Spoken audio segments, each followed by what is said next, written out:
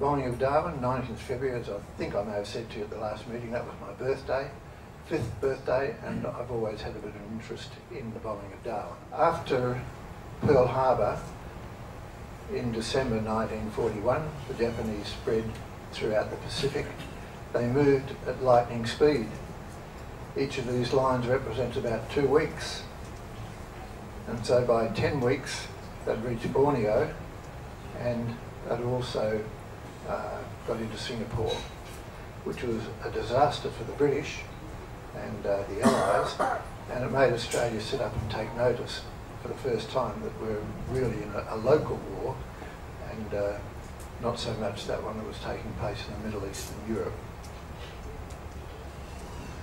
The red there indicates the advances that the Japanese have made, and you'll see that in the top of New Guinea, and they're everywhere except Timor, the last little island in green there, which you may be able to see just off Darwin. It was their aim to arrive at Timor and take it for the oil that was there. The same 4 aircraft carriers that were involved in Pearl Harbour were used in the attack on Darwin. The commander of the fleet was the same commander that supervised or organised the attack on Pearl Harbour. So it was really a second run. They knew all about what they were going to do. The idea was to take the wind out of the sails of the Allies, the Americans who were already there, and the Australians, so that they couldn't launch a counter-attack once they got into Timor. So there was a reconnaissance flight on the 10th of February, and at that time they discovered that there were 27 ships and 30 aircraft on the ground, and that was worthwhile them going to the effort to get rid of it. And so that led to the attack. The first sighting of the aircraft was at 9:37 in the morning by a group on Bathurst Island, but there had been many false alarms of invading aircraft, and they all proved to be false. And so when this warning came through, it went to the highest levels, but no sirens were put on. People didn't take much notice of it. And it's a real shame, because ships were tied up at the wharf and aircraft were lined up like ducks, sitting ducks, ready to be shot at. So most of the people in the town didn't know much about what was going on until the bombs started to fall. And the 2 raids on that day, there were over 700 bombs dropped and countless thousands of rounds of ammunition. They're the aircraft that were involved, 118 I think that adds up to, or 188 aircraft involved in the first attack.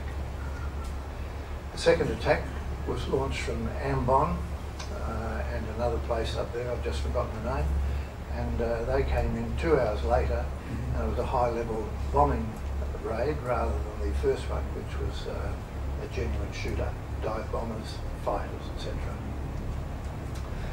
So that was just before noon that took place.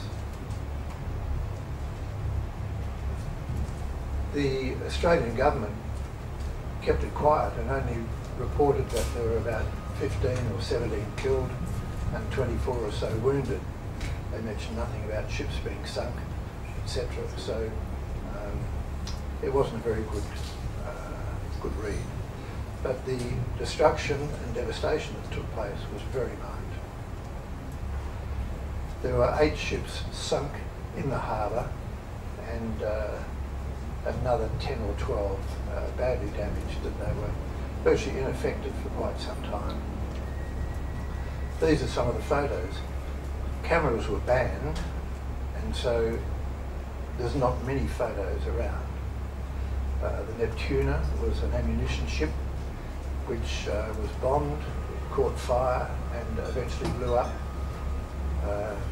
at the wharf.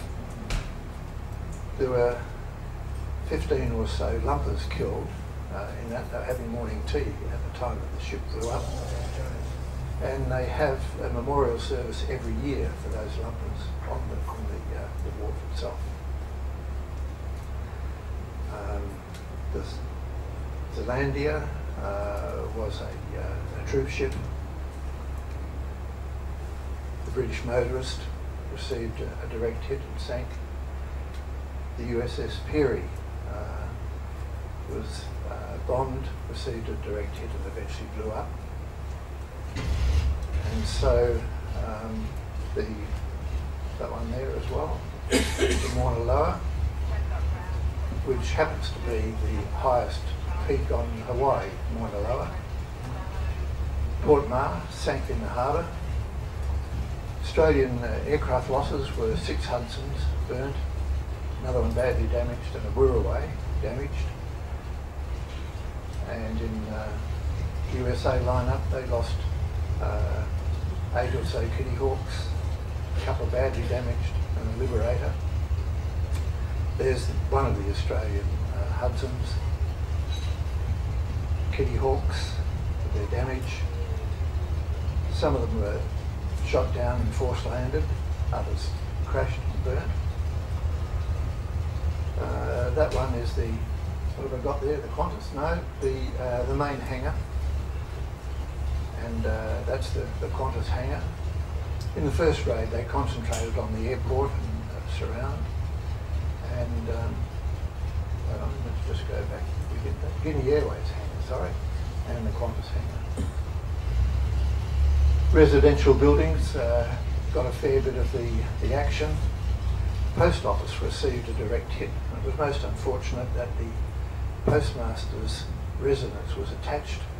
He and his wife and child and 6 telegraphists were killed in that site there. Other buildings damaged. That's the Bank of New South Wales, business districts, Gordon's Hotel. That's a bomb crater. If you look really hard, you can see a man sitting in the bottom of the crater. And that one there has a sign on it, danger, live bomb. Now, I don't know whether they did or didn't have a live bomb there, but it may have kept a few people out. Good. Some unfortunate reports have come out about the bombing of Darwin. Wing Commander Griffiths told a lot of the troops, Air Force staff, to go a mile south and a mile into the bush to get away from the raid. A lot of people did that. A lot of people couldn't be found afterwards. In certain books they say that 278 people couldn't be found. And that's not a good read for the Australia's participation in this. But in fact, when you're told to go bush, well, they went bush. But there are undoubtedly acts of heroism from all people involved, and it shouldn't be overlooked. While that story does get around, a lot of people went through a lot of trouble, showed a lot of valour to achieve what they did. The evacuation took place the next day. Civilians were evacuated. The hospital ship moved in and took out the wounded, 350 of them or more. And there's some of the nurses who were eventually evacuated on the hospital ship. So there we are, a quick look at Darwin. By all means, have a good read of it because it is interesting and some of the stories aren't quite true. Thank you.